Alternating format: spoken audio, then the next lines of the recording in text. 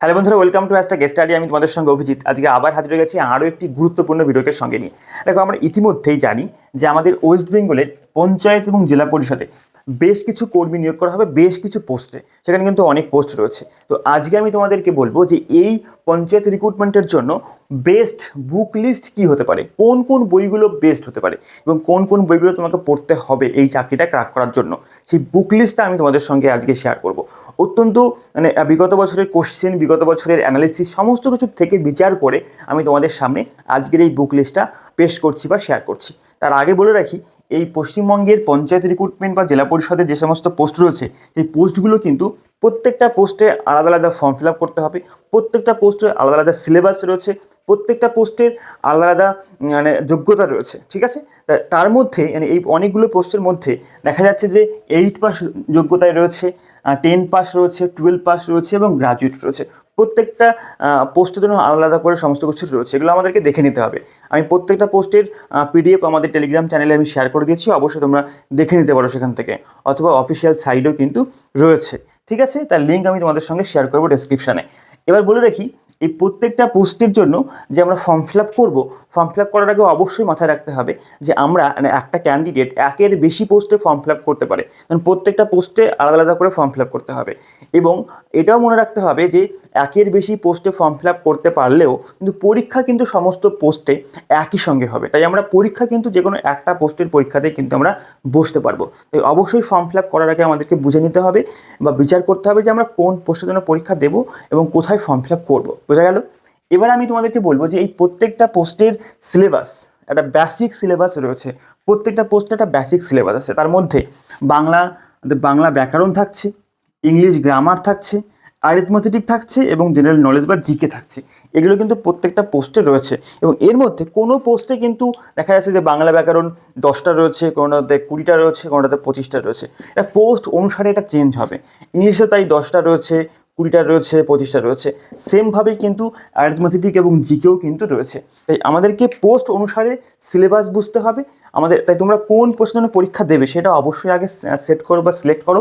তারপর তার সিলেবাসটাকে ওঠাও, দেখো কোন কোন টপিক আছে। এই বিষয় নিয়ে আমি তোমাদের সঙ্গে আলোচনা করব নেক্সট একটা ভিডিওতে। আমি বলবো সেখানে যে কোন পোস্টের জন্য কোন সিলেবাস এবং তার টপিক কী রয়েছে। কারণ আমরা পিডিএফে আমাদের লেখা রয়েছে যে বাংলা থাকবে, ইংলিশ থাকবে, অঙ্ক থাকবে, জিকে থাকবে, কিন্তু লেখা নেই যে বাংলার ব্যাকরণ থেকে কোন কোন টপিকগুলো থেকে কোশ্চেন করা হবে। তো এই সমস্ত বিষয় নিয়ে আমি তোমাদের সঙ্গে আলোচনা করব নেক্সট একটা ভিডিওতে। ঠিক আছে, প্রত্যেকেই এই হ্যাশট্যাগ স্টাডিকে সাবস্ক্রাইব করে রাখো এবং এই চ্যানেলে আমরা এরকম আরও গুরুত্বপূর্ণ ভিডিও নিয়ে হাজির হবো তোমাদের সামনে। আশা করছি তোমাদের কাজে লাগতে পারবো। দেখো, প্রথমেই বলে রাখি যে এই পরীক্ষাতে কিন্তু একটা শেষ সুযোগ অনেকের কাছে, একটা গোল্ডেন অপরচুনিটি, যেহেতু এটা সরকারি চাকরি তাই। ঠিক আছে, এর পে স্কেল সমস্ত ক্ষেত্রে এক নয়, পোস্ট অনুসারে পে স্কেল আলাদা আলাদা রয়েছে। কিন্তু এই বিষয়টা হচ্ছে যে এই পঞ্চায়েত রিক্রুটমেন্ট এবং জেলা পরিষদ রিক্রুটমেন্টে যে বয়সটা ভীষণ গুরুত্বপূর্ণ বা ম্যাটার করে অনেকের কাছে। নাকি 18 বছর থেকে 40 বছরের মধ্যে কিন্তু এখানে বয়স হতে হবে। একটা বিশাল বড় বয়সের সার কিন্তু এখানে আমরা পাচ্ছি বা দেখতে পাচ্ছি, অনেকেই পরীক্ষাতে বসতে পারছে। এখানে শিক্ষাগত যোগ্যতাও কিন্তু 8 থেকে শুরু হচ্ছে। তার অর্থাৎ এই পরীক্ষাটা কিন্তু অনেকেই দেবে। এবং তা সত্ত্বেও এখানে কিন্তু SC ST 5 বছর এবং OBC 3 বছর বয়সের ছাড়ও কিন্তু পাবে। অর্থাৎ প্রচুর কম্পিটিশান কিন্তু এখানে হবে। এটা কিন্তু আমাদের মাথায় রেখে এগোতে হবে, আর এখন থেকেই কিন্তু শুরু করতে হবে আমাদের এই প্রিপারেশন। তাই অবশ্যই বেসিক বইগুলো কী কী হতে পারে, এই বেসিক বইটা তোমরা প্রত্যেকেই দেখে নাও। প্রথমেই তোমাদেরকে বলবো যে বাংলাতে কী কী, দেখো বাংলা ব্যাকরণে আমরা প্রত্যেকেই মাধ্যমিক লেভেলে একটা ব্যাকরণ বই পড়েছি, অনেকেই পড়েছি যে লাল মলার দেওয়া বাণী সংসদের একটা বই রয়েছে। এই বাণী সংসদের ব্যাকরণ বইটা তোমরা নিঃসন্দেহে এই রিক্রুটমেন্ট পারপাস এই বইটা তোমরা সংগ্রহ করতে পারো। এই নতুন বই পাওয়া যায়, পুরনো বই অনেকের কাছে রয়েছে, এই বইটা পড়লেই কিন্তু আমরা পারবো। এখানে কতগুলো সিলেক্টেড টপিক কিন্তু আমাদের পড়তে হয়, সেই বিষয় নিয়ে আমি আলোচনা করবো তোমাদের সঙ্গে। আমি বললাম এতে বাণী সংসদের বাংলা ব্যাকরণটা আমরা এখানে সিলেক্ট করব 1 নম্বরে। 2 নম্বরে বলবো যে বামনদেব চক্রবর্তীর একটা বই রয়েছে উচ্চমানের ব্যাকরণ। এই বইটাও কিন্তু যথেষ্ট ভালো বই এই পারপাস অনুসারে বা এই রিক্রুটমেন্ট পারপাস অনুসারে। মানে এই বামনদেব চক্রবর্তীর বইটা একটু স্ট্যান্ডার্ড লেভেলের। এই বইটা কিন্তু অনেকেই WBCS পারপাস ইউজ করে থাকে। তো তোমরা অবশ্যই এর যে কোনো একটা বই আমাদের কাছে থাকলেই কিন্তু এটা হবে, আমরা একটা বই পড়লেই আমরা কমপ্লিট করতে পারবো। ঠিক আছে।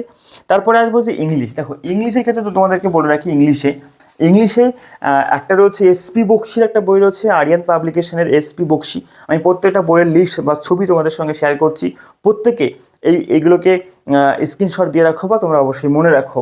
অনেকেই আছে বইগুলোকে দেখলে তোমরা চিনতে পারবে নিঃসন্দেহে। ইংলিশের ক্ষেত্রে এসপি বক্সি রয়েছে, এই বইটার স্ট্যান্ডার্ড একটু বেশি হয়। এটা সিএইচএসএল বা এমটিএস, সিজিএল এই সমস্ত পরীক্ষার জন্য বেস্ট, এবং এই লেভেলের বইটা, বোঝা গেছে তো।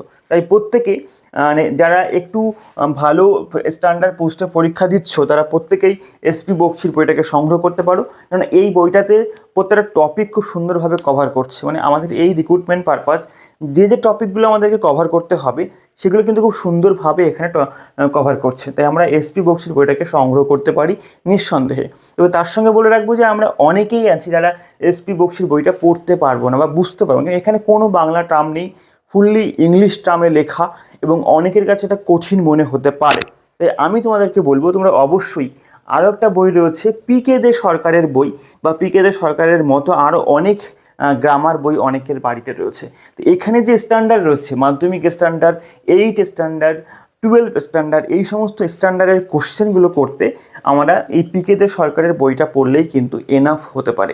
পিকে দে সরকারের বইতে বাংলা টার্মে লেখা রয়েছে, অনেকের কাছে কিন্তু এটা বুঝতে অনেক সহজ হবে। তাই আমরা অবশ্যই ইংলিশের জন্য যারা একটু কম বোঝে তাদের জন্য পিকে দে সরকারের বই বা এই টাইপের বইগুলোকে পড়ো, কোনো সমস্যা নেই, কভার হয়ে যাবে এখানকার প্রয়োজনীয় টপিক, ঠিক আছে। আর এদিকে রয়েছে এসপি বক্সি, এটাকে তোমরা অবশ্যই সংগ্রহ করতে পারো, কোনো সমস্যা নেই, ঠিক আছে। যারা পারবে তারা অবশ্যই এসপি বক্সিটা পড়বে, না পারলেই বাংলা টার্মে লেখা পিকে দে সরকারের বইটা পড়ো, কভার হয়ে যাবে, ঠিক আছে। এরপরে আসি ম্যাথ। দেখো এই পঞ্চায়েত রিক্রুটমেন্টের ক্ষেত্রে যে স্ট্যান্ডার্ডের ম্যাথ রয়েছে বা সেই ম্যাথ করতে হলে বাংলা ভাষায়, যেহেতু আমাদের বাংলা ভাষায় কোশ্চেন হবে, বাংলা ভাষায় পরীক্ষা দেবো, অনেক কম্পিটিশন হবে, অনেকে পরীক্ষা দেবে, অনেক ধরনের মানুষ পরীক্ষা দেবে। তো সেই ক্ষেত্রে সুবীর দাসের যে বাংলা বইটা রয়েছে, সুবীর দাসের বাংলা বই, এটাকে একদম ফার্স্ট চয়েসে রাখো।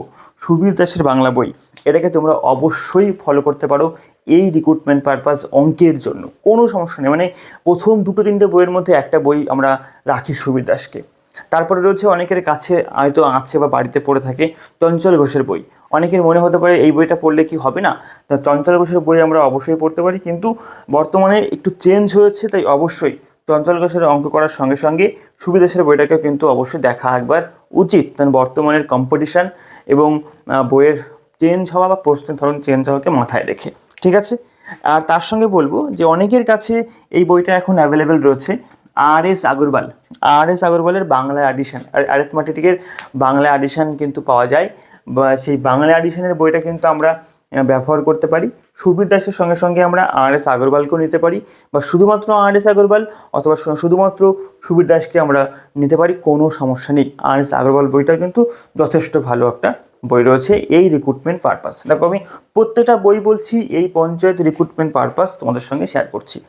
এরপরে রয়েছে জিকের পার্টটা বলে রাখি, জিকেটা অনেক খুব বেশি হাই ডিমান্ডের থাকছে না, কারণ এই সমস্ত এই পরীক্ষার সিলেবাস অনুসারে বা নাম্বার বিভাজন অনুসারে এই বাংলা, ইংলিশ এবং ম্যাথের থেকে জিকেতে একটু কম নাম্বার থাকছে, কোনো পোস্টে কম নাম্বার থাকছে।